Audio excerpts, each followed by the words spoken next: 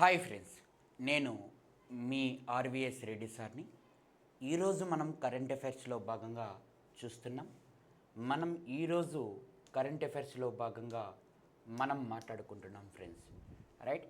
So మనం April 23 యొక్క current అఫైర్స్ని, అంటే ఏప్రిల్ 23కి సంబంధించిన కరెంట్ అఫైర్స్ని ఈరోజు డిస్కషన్ చేసుకుంటున్నాం. అందులో భాగంగా మనం చూస్తే ఈరోజు world book and copy rights day. World book and copy rights day. World book and copy rights day అనేది మనం ఈ సంవత్సరం అనేది ఏ తేదీన జరుపుకుంటున్నాము అనేది మనం చూసుకున్నట్లయితే ప్రతి సంవత్సరము ఏప్రిల్ 23వ తేదీన ప్రపంచ పుస్తక మరియు కాపీరైట్ల యొక్క దినోత్సవాన్ని మనం జరుపుకోవడం జరుగుతూ ఉంటుంది. అయితే ఈ ప్రపంచ పుస్తక రాజధానిగా 2025 సంవత్సరానికి గాను రియో డి జనరీ అని చెప్పేసి మనం మాట్లాడుకోవడం జరుగుతుంది. అంటే ప్రపంచ పుస్తక మరియు కాపీరైట్ యొక్క దినోత్సవాన్ని ఎప్పుడు జరుపుకుంటున్నాం? ఏప్రిల్ 23వ తేదీన జరుపుకోవడం జరుగుతుంది. అయితే ప్రపంచ పుస్తక రాజధానిగా మనం ఏం పిలుస్తామంటే రియో డి జనరీ అనే దాన్ని పిలవడం జరుగుతుంది. 2025 ఆ యొక్క సంబంధించిన దానికి అని చెప్పేసి మనం మాట్లాడుకోవడం జరుగుతూ ఉంటుంది. రైట్, క్లియర్గా. నెక్స్ట్ కరెంట్ అఫైర్స్ చూడండి, English language day. English language day అనేది ఎప్పుడు జరుపుకుంటాము? ఇంగ్లీష్ యొక్క లాంగ్వేజ్ డే అనేది ఎప్పుడు జరుపుకుంటాము అంటే ఆంగ్ల భాష దినోత్సవము అనే దాన్ని మనం ఎప్పుడు జరుపుకుంటాము అంటే జాగ్రత్తగా గమనించుకోవాలి. ఏప్రిల్ 23వ తేదీన మనం ఆంగ్ల భాషా దినోత్సవాన్ని జరుపుకోవడం జరుగుతుంది. ఆంగ్ల భాషా దినోత్సవాన్ని ఎప్పుడు జరుపుకుంటున్నామండి? ఏప్రిల్ 23వ తేదీన ఆంగ్ల భాష దినోత్సవాన్ని జరుపుకోవడం జరుగుతుంది. ఐక్యరాజ్య సమితికి సంబంధించి మనము ఈరోజు విలియం షేక్స్పియర్ పుట్టినరోజు మరియు మరణ దినోత్సవం ప్రపంచ పుస్తక దినోత్సవంతో సమానంగా ఉంటుంది. అంటే ఈ రోజున ఆంగ్ల భాషా దినోత్సవము, విలియం షేక్స్పియర్ యొక్క పుట్టినరోజు మరియు మరణ దినోత్సవము మరియు ప్రపంచ పుస్తక దినోత్సవం అన్నీ కూడా ఈ రోజునే ఏప్రిల్ 23న మనం జరుపుకోవడం జరుగుతుందని చెప్పేసి మీ అందరికి కూడా తెలియపరచుకోవడం జరుగుతుంది. ముఖ్యమైన అంశాలని చాలా జాగ్రత్తగా గమనించుకోగలగాలి. ఎస్, ఇక్కడ చూసుకోగలగాలి. ఇండియా ఎక్కడికి వెళ్తుందంటే అంటే ఇండియా సంబంధించిన నరేంద్ర మోడీ సౌదీ అరేబియాకు వెళ్ళనున్నాడు అని చెప్పేసి మనం మాట్లాడుకోవడం జరుగుతుంది. ఎస్, సౌదీ అరేబియాలోనే జడ్డాకు ప్రధాని నరేంద్ర మోడీ వెళ్తున్నాడు. సౌదీ అరేబియా అంటాను మీ అందరు కూడా గుర్తుపెట్టుకోవాలి. ప్రపంచంలోనే అతిపెద్ద ద్వీపకల్పం ఏమిటి అంటే సౌదీ అరేబియా. రెండో అతిపెద్ద ద్వీపకల్పం ఏమిటి అంటే భారతదేశం. అటువంటి సౌదీ అరేబియాకి ఎవరు వెళ్తున్నారయ్యా అంటే మన నరేంద్ర మోడీ గారు వెళ్ళడం జరుగుతుంది. ఒక్కసారి చూడండి, ఎవరు ఆహ్వానం పలికారు ఈ యొక్క నరేంద్ర మోడీకి అంటే చూసుకోవాలి, మహమ్మద్ బిన్ సల్మాన్ ఆ దేశం యొక్క రాజు అనమాట. ఆయన ఈ యొక్క మనకి నరేంద్ర మోడీని రమ్మని ప్రత్యేకంగా పిలిచడం జరిగింది. ఆయన జడ్డాకు తొలి పర్యటనగా మనం ఇప్పటికే 2016లో 2019లో వెళ్ళాడు. ఇది మూడో పర్యటనగా మూడోసారి వెళ్ళడం ఇద్దరు. అంటే నరేంద్ర మోడీ ప్రధానమంత్రి చేపట్టిన తర్వాత ఈ సౌదీ అరేబియాకు వెళ్ళడం ఎన్నోసారి అంటే మూడోసారిగా మనం చెప్పుకోవడం జరుగుతుంది. అయితే నరేంద్ర మోడీ వెళ్ళే సమయం కల్లా ఏం చేశారయ్యా అంటే సౌదీ అరేబియా రాజు మహమ్మద్ బిన్ సల్మాన్ అనే వ్యక్తి విమానానికి రాయల్ సౌదీ వైమానిక దళానికి చెందిన F-15 విమానాలను ఎస్కార్ట్ ఇవ్వడం జరిగింది. నరేంద్ర మోడీ భద్రత దృష్ట్యా F-15 విమానాలను మనకి ఇవ్వడం జరిగింది. ఎక్కడ ఇతను దిగడం జరిగిందంటే కింగ్ అబ్దుల్లాజీజ్ అనే అంతర్జాతీయ విమానాశ్రయంలో ఇతను దిగడం జరిగింది నరేంద్ర మోడీ అని చెప్పేసి మనమందరం కూడా చెప్పుకోగలగాలి. ఎస్, సౌదీ అరేబియా అనేది మీ అందరికి కూడా అతిపెద్ద ద్వీపకల్పం అని చెప్పేసి మాట్లాడుకున్నాం. ఇలా కరెన్సీ వచ్చేసి ఇలా రాజధాని రియాద్, ఇలా కరెన్సీ సౌదీ రియాల్. సౌదీ అరేబియాకు భారత రాయబారి అంటే సౌదీ అరేబియాలో భారత రాయబారి ఎవరంటారంటే సుహేల్ అజాజ్ ఖాన్ అనే వ్యక్తి ఉన్నాడు. సౌదీ అరేబియాలో భారత రాయబారి ఎవరున్నారయ్యా అంటే సుహేల్ అజాజ్ ఖాన్ అనే వ్యక్తి ఉన్నాడు అని చెప్పేసి మనం మాట్లాడుకోవడం జరుగుతుంది. క్లియర్. సో నెక్స్ట్ జాగ్రత్తగా గమనించుకోగలగండి, ఈ విషయం మొత్తం కూడా జాగ్రత్తగా గమనించుకోగలగాలి. ఎస్, మరొకటి, సో శర్బానంద సోనోవాల్ ఒక క్రూయిజ్ భారత్ మిషన్ని స్టార్ట్ చేశాడు. దాని గురించి మనం మాట్లాడుకుందాం. ముంబైలోని భారతదేశంలో అతిపెద్ద క్రూయిజ్ టెర్మినల్ కేంద్రాన్ని సో మంత్రి శర్బానంద సోనోవాల్ సో ఈ యొక్క కార్యక్రమాన్ని స్టార్ట్ చేయడం జరిగింది. ఎస్, ఎక్కడ భారతదేశంలోని అతిపెద్ద క్రూయిజ్ టెర్మినల్, సో ఈ యొక్క టెర్మినల్లో కేంద్ర మంత్రి సర్బానంద సోనోవాల్ సో ఈ యొక్క మనకి ఏం చేశాడయ్యా అంటే ఒక టెర్మినల్ని స్టార్ట్ చేయడం జరిగింది అని చెప్పేసి మనం మాట్లాడుకోవడం జరుగుతుంది. చూడండి, సో ఈ యొక్క బల్లాడ్ పీర్లో ఉన్న భారతదేశంలోనే అతిపెద్ద క్రూయిజ్ టెర్మినల్ అయిన ముంబై ఇంటర్నేషనల్ క్రూయిజ్ టెర్మినల్లో సో ఏప్రిల్ 21, 2025లో క్రూయిజ్ కార్యకలాపాలని సో అధికారికంగా అయినా సో ప్రారంభించడం జరిగింది. సో ఈ యొక్క ఈ క్రూయిజ్ మిషన్కి సంబంధించిన కార్యకలాపాలని ముంబైలో ఈ శర్బానంద సోనోవాల్ అనే వ్యక్తి స్టార్ట్ చేయడం జరిగింది అని చెప్పేసి మాట్లాడుతున్నాం. ఈ శర్బానంద సోనోవాల్ ఎవరో కాదు, కేంద్ర ఓడరేవుల షిప్పింగ్ జల మార్గాల యొక్క మంత్రి శర్బానంద సోనోవాల్గా మనం చెప్పుకోవడం జరుగుతూ ఉంటుంది. క్లియర్గా మీరందరూ కూడా జాగ్రత్తగా గమనించుకోండి ఈ విషయాన్ని. రైట్, మరొకటి, సో గుర్తుపెట్టుకోగలగాలి, పోషన్ ట్రాకర్. ఈ పోషన్ ట్రాకర్ అనే అప్లికేషన్కి 2024లో సో పోషన్ ట్రాకర్ అప్లికేషన్కి 2024లో పబ్లిక్ అడ్మినిస్ట్రేషన్లో ఎక్సలెన్స్ ప్రధానమంత్రి అవార్డు గెలుచుకోవడం జరిగింది. చాలా జాగ్రత్తగా గమనించుకోగలగండి. పోషన్ ట్రాకర్ అప్లికేషన్ 2024లో పబ్లిక్ అడ్మినిస్ట్రేషన్లో ఎక్సలెన్స్ యొక్క ప్రధానమంత్రి అవార్డుని గెలుచుకోవడం జరిగింది అని చెప్పేసి మనం అందరం కూడా తెలియపరచుకుంటున్నామండి. రైట్, నెక్స్ట్ వన్ చాలా జాగ్రత్తగా గమనించుకోగలగాలి. ఏమిటి, దక్షిణ భారతదేశంలోనే మొట్టమొదటి సో గుర్తుపెట్టుకోవాలి ఏసీ ఈఎంయు రైలును చెన్నై నుంచి సర్బన్ మార్గానంలో ప్రారంభించడం జరిగింది. ఏమిటి అనేది చూడండి, దక్షిణ భారతదేశంలోని మొట్టమొదటి ఏసీ ఎలక్ట్రికల్ మల్టిపుల్ యూనిట్ని ఈ యొక్క మనకి సో అంటే దక్షిణ భారతదేశంలోనే మొట్టమొదటి ఎలక్ట్రికల్ మల్టిపుల్ యూనిట్ని సో ఈ యొక్క మనకి ఎలక్ట్రికల్ మల్టిపుల్ యూనిట్కి సంబంధించిన రైలుని స్టార్ట్ చేయడం జరిగింది అని చెప్పేసి మనం అందరం కూడా చెప్పుకోవడం జరుగుతూ ఉంటుంది. ఆల్రెడీ చెప్పుకున్నాం. సో ఇటీవల కాలంలో సో ముంబైకి సంబంధించి మహారాష్ట్రకు సంబంధించి మనం ఏం చెప్తున్నామయ్యా అంటే ఒక ట్రైన్లో సో ఒక ఏటీఎంని మొట్టమొదటిసారిగా భారతదేశ చరిత్రలోనే నిర్వహించడం జరిగింది అని చెప్పినాం. Maharashtra so bank of Maharashtra అనేది మనకి ఏటీఎం నిర్వహించడం అని చెప్పేసి మనం మాట్లాడుకున్నాం. ఇప్పుడైతే మన దక్షిణ భారతదేశంలో ఎలక్ట్రికల్ మల్టిపుల్ యూనిట్ని స్టార్ట్ చేయడం జరిగింది చెన్నైకి సంబంధించి. ఎస్, సో గుర్తుపెట్టుకోగలగాలి. నెక్స్ట్, శౌర్య దివాస్ సందర్భంగా పాట్నాలో సో ఇండియన్ ఎయిర్ ఫోర్స్ వారు సూర్యకిరణ్ బృందం వైమానిక ఎయిర్ ఫోర్స్ యొక్క విన్యాసాలని స్టార్ట్ చేయడం జరిగింది. Most important exam point of లో మనం అందరం కూడా చెప్పుకోవడం జరుగుతుంది. శౌర్య దివాస్ సందర్భంగా పాట్నాలో ఇండియన్ ఎయిర్ ఫోర్స్ వాళ్ళు సూర్యకిరణ్ ఈ యొక్క వైమానిక విన్యాసాలని సో మనకి నిర్వహించడం జరిగింది అని చెప్పేసి మనం మాట్లాడుకోవడం జరుగుతుంది. రైట్, సో జాగ్రత్తగా గమనించుకోగలగాలి.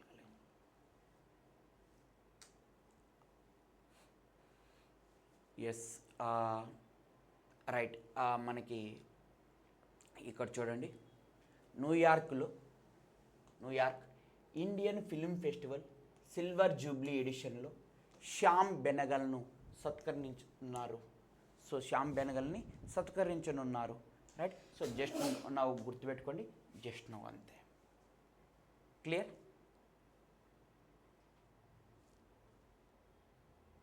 ఎస్, మోస్ట్ ఇంపార్టెంట్ అండి ఎగ్జామ్లో. ఒక్కసారి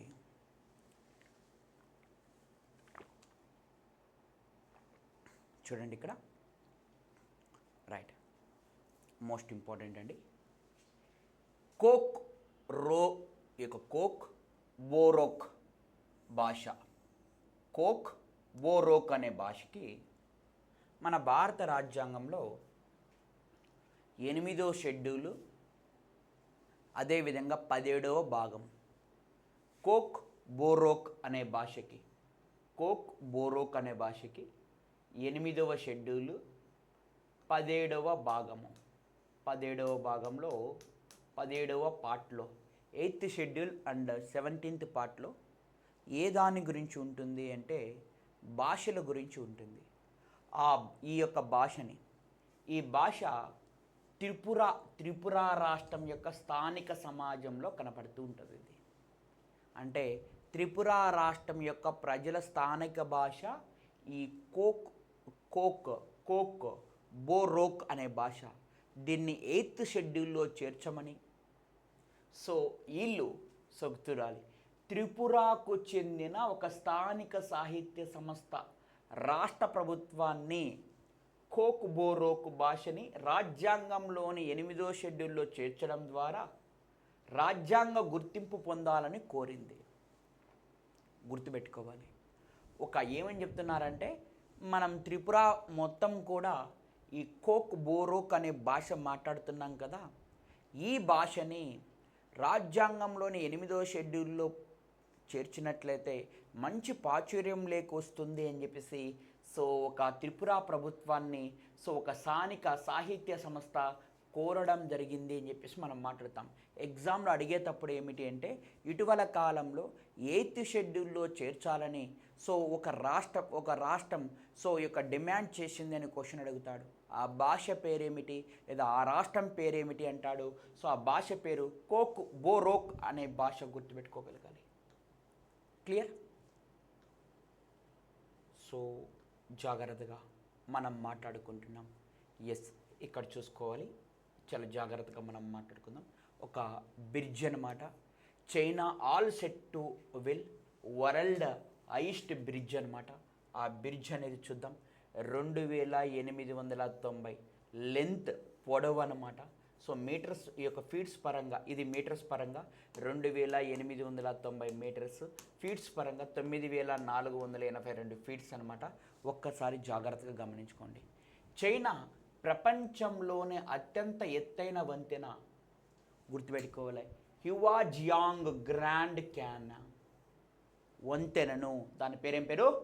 హ్యువాజియాంగ్ గ్రాండ్ క్యానన్ వంతెనను ఆవిష్కరించింది. ఇది చైనాలోని గుయిజ్ ప్రావిన్స్లోని జెన్పింగ్ గుర్తుపెట్టుకోవాలి, జెన్పింగ్ కౌంటీలో ఒక స్పెషల్ వంతెనగా మనం చెప్పుకోవడం జరుగుతూ ఉంటుంది. దాని పొడవు చెప్పడం జరిగింది. మనమందరం కూడా చాలా జాగ్రత్తగా గమనించుకోగలగాలి. మోస్ట్ ఇంపార్టెంట్, చైనా ప్రపంచంలోనే అత్యంత ఎత్తైన వంతెన. ఆ వంతెన పేరు హ్యువాజియాంగ్ గ్రాండ్ కెనన్ వంతెన అని చెప్పేసి మనం మాట్లాడుకుంటున్నాం. అది ఏ ప్రావిన్స్లో ఉందంటే, ప్రావిన్స్ అంటే రాష్ట్రంలో ఉందంటే గుయిజ్ అని చెప్పేసి మనం మాట్లాడుకోగలగాలి. రైట్, క్లియర్గా. ఎగ్జామ్ ఓరియంటెడ్ నందు చాలా ఇంపార్టెంట్. మొత్తం వంతెన పొడవు 2890 మీటర్లు అని చెప్పేసి మీ అందరికీ కూడా చెప్పుకోవడం జరిగింది. రైట్, చూసుకోవాలి. ఇక్కడ మనం మాట్లాడుకోగలుగుతున్నాం. ఏం మాట్లాడుకుంటున్నామంటే ఈజీఎంఓ మ్యాథ్స్ ఒలింపియాడ్లో భారతదేశం 4 పథకాలను గెలుచుకునింది. జస్ట్ గుర్తుపెట్టుకో, ఇది ఎక్కడ జరిగింది అంటే కోషావాలోనే. గుర్తుపెట్టుకోవాలి, కోషావాలోనే, ప్రిస్టినాలో. ఈ ప్రిస్టినాలో జరిగింది. ఈ యొక్క 14వ యూరోపియన్ బాలికల మ్యాథమెటిక్ ఒలింపియాడ్గా మనం చెప్పుకోవడం జరుగుతుంది. 14th యొక్క యూరోపియన్ బాలికల గర్ల్స్ యొక్క మ్యాథమెటిక్ ఒలింపియాడ్ అనమాట. భారతదేశం 2 రజత పథకాలని, 2 కాంస్య పథకాలని గెలుచుకోవడం జరిగింది ఓవరాల్గా అని చెప్పేసి మనం మాట్లాడుకోవడం జరుగుతుంది. సింపుల్గా క్వశ్చన్ అడుగుతాడు, 14వ యూరోపియన్ బాలికల మ్యాథమెటికల్ ఒలింపియాడ్లో భారతదేశం ఎన్ని పథకాలను గెలుచుకునింది అంటే 4 పథకాలను గెలుచుకునిందిగా మనం చెప్పుకోవడం జరుగుతూ ఉంటుంది. రైట్, మరొకసారి ఈ పర్సన్ గురించి కూడా మనం తెలియపరచుకుందాం. గుర్తుపెట్టుకోగలగాలండి. ఈ లారెన్ వరల్డ్ స్పోర్ట్స్ అవార్డ్, గుర్తుపెట్టుకోవాలి, ఈ Laureus world so Laureus so world sports award 2025కి సంబంధించినది మనకి ఎక్కడ జరిగినాయంటే స్పెయిన్లోనే మ్యాడ్రిడ్లో జరగడం జరిగింది. ఇది క్రీడాకారులకు ఇచ్చేది సత్కరించడం జరుగుతూ ఉంటుంది అని చెప్పేసి దీనికి సో గతంలో ఎవరు నామినేటెడ్ అయ్యాడయ్యా అంటే మన భారతదేశం నుంచి రిషబ్ పంత్ కూడా ఈ అవార్డులకు నామినేటెడ్ కావడం జరిగింది, కానీ గెలుచుకోలేదన్నమాట. చూడండి, సో ఈ యొక్క లారెన్ స్పోర్ట్స్ అవార్డు 2025 పూర్తి విజేతాల యొక్క జాబితా. సో ఈ యొక్క లారెన్ సో గుర్తుపెట్టుకోవాలి, world sports man of the year award ఇది చాలా చాలా ఇంపార్టెంట్. మోండో డూప్లాంటిస్ అని చెప్పేసి మాట్లాడుకోవడం జరుగుతుంది. మోండో సో డూప్లాంటిస్ ఇది ఒక్కటి గుర్తుపెట్టుకోండి, మిగతాటి మీరు జస్ట్ నౌ సో బ్రీఫ్గా చదువుకోండి. ఈ యొక్క Laureus so world sports women of the year award Simone Biles. So ఈ యొక్క మనకి ఇక్కడ Laureus world team of the year award Real Madrid. So breakthrough of the year award Lamine Yamal. So comeback of the year award Rebeca 100. So ఇవన్నీ కూడా just now so first one ఒకటి మాత్రమే గుర్తుపెట్టుకోండి, చాలా important అంతే. Right, so గుర్తుపెట్టుకోవాలి. So ఈ యొక్క మనకి షూటింగ్ ఈ యొక్క ఇంటర్నేషనల్ షూటింగ్ యొక్క స్పోర్ట్స్ ఫెడరేషన్ సో మనకి జరుగుతుంది పెరు, ఈ దక్షిణ అమెరికా ఖండంలోనే పెరులో జరుగుతుంది. ప్రపంచ కప్లో భారతదేశం 3వ స్థానంలో నిలిచింది. సో జాగ్రత్తగా పెరులోని లిమాలో జరుగుతుంది. ఏమిటి అంటే ఇంటర్నేషనల్ షూటింగ్ స్పోర్ట్స్ ఫెడరేషన్ యొక్క సో వరల్డ్ కప్ అని ప్రపంచ కప్ అనేది జరుగుతుంది. దాంట్లో 3వ స్థానంలో నిలవడం జరిగింది. భారతదేశం 7 పథకాలను గెలుచుకోవడం జరిగింది అని చెప్పేసి మాట్లాడుతున్నాం. ఫస్ట్ స్థానంలో చైనా నిలవగా, సెకండ్ స్థానంలో యుఎస్ఏ నిలవగా, సో ఇప్పుడు సో భారతదేశం అనేది 3వ స్థానంలో నిలిచడం జరిగింది 7 పథకాలతో అని చెప్పేసి మనం మాట్లాడుతున్నాం. ఇటీవల కాలంలోనే ఈ ఇంటర్నేషనల్ షూటింగ్ స్పోర్ట్స్ ఫెడరేషన్ ఆధీనంలోనే సో అర్జెంటీనా బోనస్ ఎయిర్స్లో కూడా ఈవెంట్స్ జరిగాయి. అప్పుడు కూడా భారతదేశం అనేది 8 పథకాలను గెలుచుకోవడం జరిగింది అని చెప్పేసి మాట్లాడుతున్నాం. చైనా తర్వాత భారత్ సెకండ్ ప్లేస్లో ఉండింది ఆ బోనస్ ఎయిర్లో అని చెప్పేసి మనం అందరం కూడా తెలియపరచుకోవడం. ఇక్కడ మాత్రం థర్డ్ ప్లేస్లోకి వెళ్ళడం జరిగింది. ఒక్కసారి చూసుకోండి, ఇక్కడ చైనా సో మొత్తం 13 పథకాలతో సో జాగ్రత్తగా గుర్తుపెట్టుకున్నట్లయితే ఫస్ట్ ప్లేస్లో ఉండగా యుఎస్ఏ వచ్చేసి సెకండ్ ప్లేస్లో ఉంది సో 7 పథకాలతో. ఇండియా కూడా సెకండ్ ప్లేస్లో ఈ యొక్క థర్డ్ ప్లేస్లో ఉంది. ఎందుకంటే ఇక్కడ గోల్డ్ సో మెడల్స్ యొక్క ప్రయారిటీ అనేది తీసుకోవడం జరుగుతూ ఉంటుంది. రైట్, సో చాలా జాగ్రత్తగా గమనించుకోగలగండి, చాలా ఇంపార్టెంట్ అనమాట. మన అందరికీ కూడా జాగ్రత్తగా గమనించుకోగలగాలి. మన ఇండియన్స్ యొక్క సో ఈ యొక్క ఈవెంట్లో పెరు లిమా ఈవెంట్లో బంగారు పథక విజేత సో ఎవరయ్యా అంటే మహిళల యొక్క 10 మీటర్స్ ఎయిర్ పిస్టల్ ఈవెంట్లో సురుచి సింగ్ అని చెప్పేసి మనం చేర్చుకోవడం జరుగుతూ ఉంటుంది. 10 మీటర్ల యొక్క ఫిక్స్డ్ పిస్టల్ మిక్స్డ్ టీమ్ ఈవెంట్లో సౌరభ్ చౌదరి రుచి సింగ్ ఇద్దరు మళ్ళీ డబుల్ పరంగా వచ్చేసి సౌరభ్ చౌదరి మరియు రుచి సింగ్. సో సింగిల్గా కూడా రుచి సింగ్ మొత్తం 2 సో గోల్డ్ అనేటి ఇక్కడ రావడం జరిగిందని చెప్పేసి మనం మాట్లాడుకోవడం జరుగుతుంది. బూమ్రా యొక్క సో స్మృతి మందాన విన్ టాప్ విజడన్ అవార్డ్స్ అని చెప్పేసి మనం మాట్లాడుకుంటున్నాం. సో జస్ప్రీత్ బూమ్రా మరియు ఈ యొక్క Smriti Mandhana win the Wisden so awards అని చెప్పేసి మనం మాట్లాడుకోవడం జరుగుతూ ఉంటుంది. సో జాగ్రత్తగా గమనించుకోగలగండి. రైట్, సో ఇంతటితో సో ఈరోజు యొక్క కరెంట్ అఫైర్స్ అనేది కంప్లీట్ అయిపోయింది.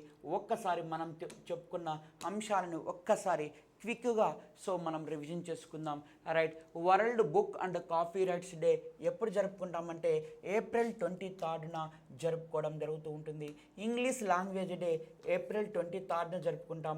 నరేంద్ర మోడీ 3వ సౌదీ అరేబియాకు వెళ్ళాడు, జడ్డాక్ అని చెప్తున్నాం. ముంబైలో భారతదేశంలోని అతిపెద్ద క్రూయిజ్ టెర్మినల్లో ఒక సో కార్యక్రమాలు నిర్వహించాడు శర్బానంద సోనోవాల్. సో పోషన్ ట్రాకర్ అప్లికేషన్కి పబ్లిక్ అడ్మినిస్ట్రేషన్ విభాగంలో ప్రధానమంత్రి అవార్డు రావడం జరిగింది. ఎలక్ట్రికల్ మల్టిపుల్ యొక్క యూనిట్లో భాగంగా దక్షిణ భారతదేశంలో మొట్టమొదటిసారిగా స్టార్ట్ చేశారు. సౌర దివాస్ సందర్భంగా పాట్నాలో సో ఇండియన్ ఎయిర్ ఫోర్స్ వారు సూర్య కిరణ్ అనే ఉత్సవాలని నిర్వహించడం జరిగింది. New York Indian film festival silver jubilee ఎడిషన్లో శ్యామ్ బెనగల్ని సత్కరించారు అని చెప్పేసి మనం మాట్లాడుకుంటున్నాం.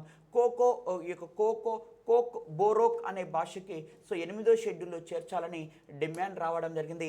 అత్యంత ముఖ్యమైనది ఈ కరెంట్ అఫైర్స్లో చైనా సో ప్రపంచంలో అత్యంత ఎత్తైన వంతెన హ్యువాజియాంగ్ అనే గ్రాండ్ కెనాల్ సో గుయిజ్ అనే సో యొక్క ప్రావిన్స్లో ఉంటుంది. సో 2890 మీటర్ల ఎత్తులో ఉంటుంది ఈ యొక్క ఎత్తు అనేది అని చెప్పేసి మాట్లాడుకున్నాం. ఈజీఎంఓ యూరోపియన్ యొక్క సో ఈ యొక్క గర్ల్స్ యొక్క మ్యాథమెటిక్స్ ఒలింపియాడ్లో 14 జరిగింది. 4 పథకాలను గెలుచుకోవడం జరిగింది. రైట్. సో ఇక్కడ చూసుకుంటే ఈ లారెన్స్ లేదా లారెన్ వరల్డ్ స్పోర్ట్స్ అవార్డ్స్ అనేవి మనకు జరిగాయి. స్పెయిన్లోని మ్యాడ్రిడ్లో జరిగినాయి. ఇందులో నామినేటెడ్ అయ్యాడు ఇంతకుముందు రిషబ్ పంత్. అయితే Laureus so world sports man of the year award Mondo డూప్లాంట్కు రావడం జరిగింది అని చెప్పేసి మనం మాట్లాడుతున్నాం. సో ఈ యొక్క international shooting sports federation so పెరూలో జరుగుతుంది.